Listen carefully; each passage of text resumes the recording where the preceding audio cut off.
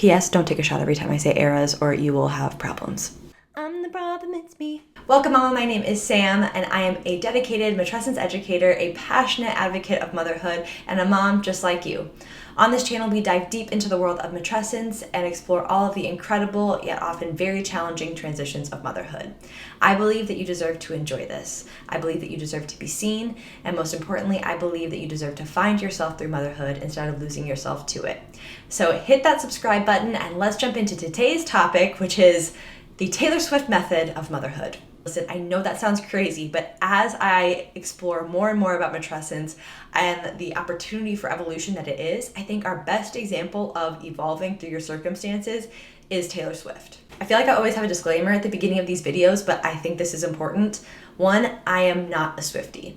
I think Taylor Swift is amazing. I am in awe of her music and her artistry and her career and her marketing and all of that. I'm just not part of the fandom. So I ask for some grace if I don't have my eras perfect and all of my timeline perfect here. But I don't listen to her actively anymore. I used to back in the day, back in high school when she first came out. But right now, my liked songs on Spotify, believe it or not, the genres that Spotify has named these songs is emo, angst, punk, post-hardcore, and pop punk. So I'm just not in a Taylor Swift era myself right now. Two, I am not associated with Taylor Swift. This is just my observations and my opinion. That's my opinion! So if you don't know Taylor Swift, who are you? I don't know how to help you here. And also, if you don't know, Taylor Swift is on her Eras tour, which if you don't know about that, then where are you? Because it has been everywhere that she's on her Eras tour. It is like a life-changing night for people. And even though I'm not a Swiftie, I have deep envy and jealousy of the people who are going to this tour. It looks incredible. But this Eras tour is called Eras because Taylor Swift has had so many different eras and evolutions in her life. Anyway, she has had so many different eras. She started as a country icon with hits like Teardrops on My Guitar, which, do you remember that Steven from Laguna Beach was in that music video? There's also her first hit, Tim McGraw, and then Our Song and other country hits like that. And as she evolved in her style and her musical preference, she became more pop. And people were like, what are you doing? You are country. You are a country singer. People really resisted this change. And I remember she got so much flack for starting to be more pop. I think it's maybe because it came off as like a money grab. And I'm sure that there was some motivation there that pop music is more popular and that it reaches a broader audience. But she stayed true to what she wanted and she evolved into more of like a country pop era. And that's where we got songs like We Are Never Getting Back Together and 22, and this was her Red album and her Red era. I feel like even though there was all this resistance around her, she knew what she wanted, she knew what she was doing, and she decided to just lean into this evolution, and it really worked out for her because when she fully leaned into it and went into her 1989 era and her first real pop album, she released like the biggest hit of all time, Shake It Off. In these cases, this, to me, in my understanding, was Taylor's changing because Taylor wanted to change. It was her wanting to evolve as an artist and as a person, and she made the choice to actively switch her genres and really go with what she felt resonated with her at the moment, which is already super powerful and something that I feel like as humans, we have a hard time doing.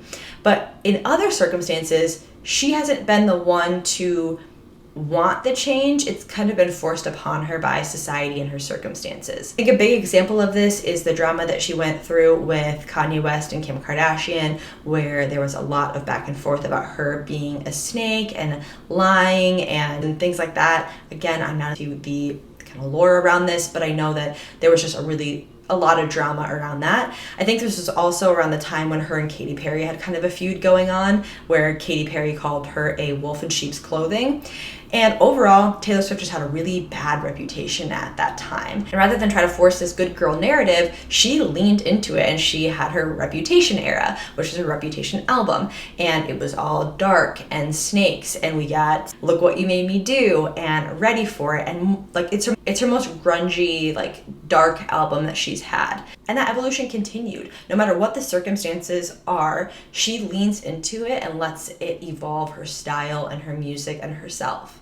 In society and in motherhood, we don't let people do that. We don't let people change and evolve because then they don't fit in this box that we have placed them in.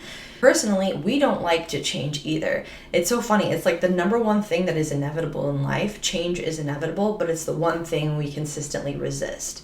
The devil you know is better than the devil you don't. And it's part of why we tried so hard to stay the same. We feel like we aren't supposed to be changing, and that if we change in motherhood, that's the equivalent of losing ourselves. That's the equivalent of not knowing who we were in the first place in some cases. It's the equivalent of letting motherhood change you and not being a strong enough woman to maintain an identity, which is just not the case. Matrescence is inevitable. It is that transition from being a woman to becoming a mother. You and your life are going to change in some way. It might not be as significant for you as for someone else, or it may be way more significant for you than for someone else. And that's okay. Everybody's matrescence journey looks different, but that change is inevitable.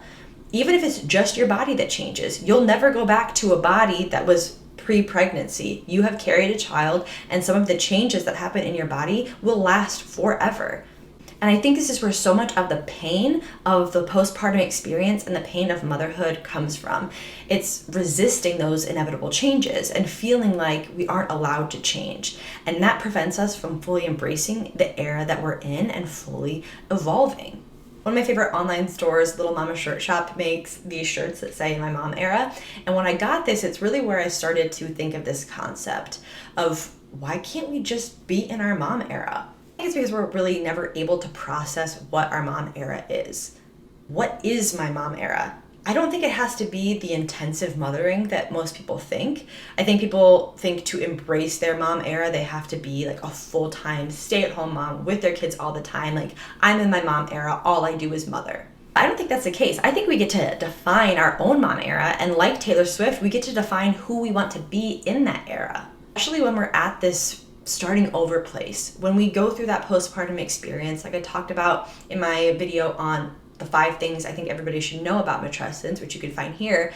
Nikki McCoon's Seasons of Matrescence mirrors the matrescence experience with the 4 seasons. And the pregnancy period is for a lot of us, is the falling away of who we once were. And so we enter that postpartum experience as this bare tree, as this new seed, and we get to decide how we want to come back in spring, when we can put the intention into that period. When we're not intentional about that, when we're not able to process the changes that have happened and who we want to be in this season, we don't get that starting over. It just kind of becomes this putting the pieces together as I go and waking up one day going, okay, who am I now? It's been said by, I believe, Eckhart Tolle, which whether you agree with him or don't, I think this is a powerful statement, that losing yourself is a gift. And I think that's really true in this case.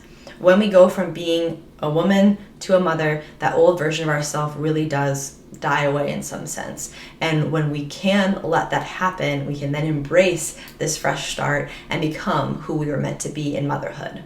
So how do we do that? How do we show up in our mom era? How do we embrace the Taylor Swift method and allow ourselves to evolve through motherhood? Well, I have worked through this myself. I have become a matrescence educator with the Seasons of Matrescence model, and I have come up with my own method of doing this that I call my mom era. And I believe that in order to embrace our mom era, we have to let go of who we once were. We have to acknowledge those changes, and we have to say goodbye to that old era. Then we have to reestablish what our values look like now. We have to decide who we want to be now. We have to create her. And then we have to decide how we're going to show up as her in day-to-day life. Here's the bottom line. You are meant to evolve. You are meant to change. And the world opens up when you accept that. You can find peace when you are aligned with who you were meant to be and what matters to you in your current era. So thank you so much for being here. Thank you to Taylor Swift for the lessons in evolution under any circumstances. If you like this video, be sure to like, share, comment, subscribe, all those fun things. And never forget, you deserve to enjoy this. You deserve to evolve, and you deserve to embrace your mom era. As always, welcome, Mama. I'm so glad you're here.